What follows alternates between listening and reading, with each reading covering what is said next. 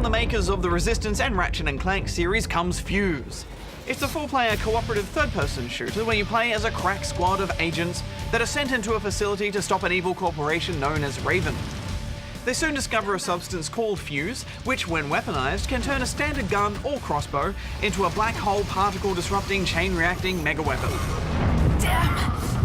Early on, the team find 4 such infused weapons, and the story continues as they fight off goons and heavily armoured security robots through a series of levels. We were excited to play a new game from this developer, but from the moment we stepped in, we couldn't help but be disappointed by just how bland everything was. Yeah, there's nothing broken or terrible about Fuse. It's just powerfully average in every way possible. I guess that is kind of terrible. Let's talk about the combat.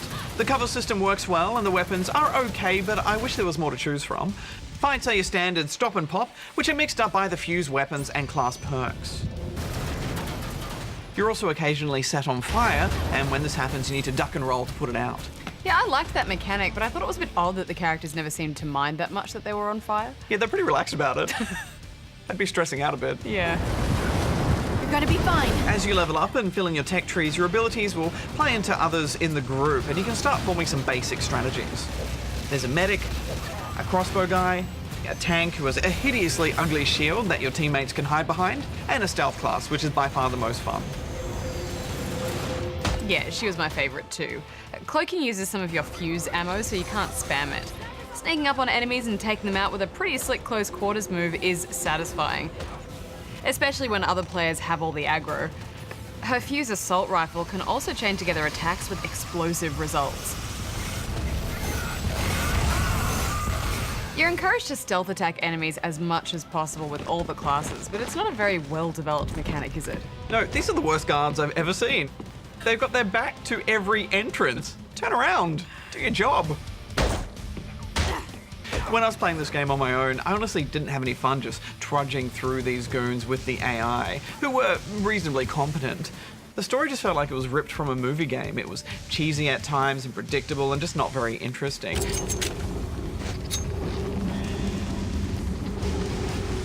His heart is racing. Should we see what it looks like? In fact, the whole game felt like a movie game to me, just slightly better than average mechanics and polished gameplay.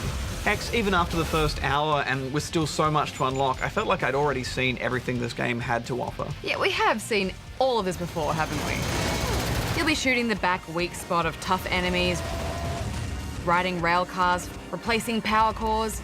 Again with the power cores, Barjo. If I have to replace one more power core this year, I'm gonna flip out a bit, Hex. After that Star Trek game? It's the worst. It's like repairing communication towers.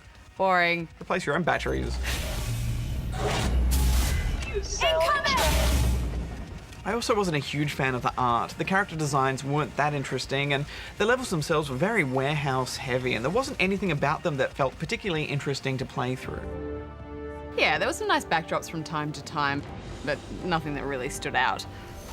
During combat, you can switch between all 4 classes on the fly, which is nice for a change, but it's not particularly useful. Also, you can't swap classes when you're down, and sometimes if you're too far away from the teammate AI, they just won't make it to you in time, sending you back to a checkpoint. Naturally, this is marginally more fun with real players by your side. They do try to mix up the combat a little bit with some stealth guys and some pretty good boss fights, but it's never really enough to make it truly compelling. Final thoughts, Hex? There's just so much choice out there for co-op shooters that it's really hard to recommend you and 3 other friends go out and buy this AAA priced game. Yeah, if it was a downloadable title, maybe, but there's just nothing that says, yes, I need to play Fuse. So I'm giving it the perfectly average score of 5 out of 10 rubber chickens. I'm giving it 5 as well. Double fives. Double fives. Next up, Tiny Power.